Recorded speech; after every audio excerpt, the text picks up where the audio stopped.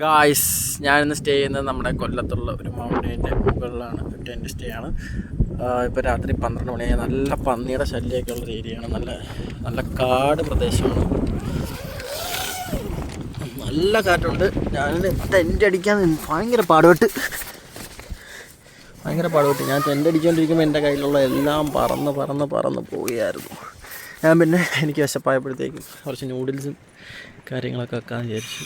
എല്ലാം സെറ്റ് ചെയ്തു.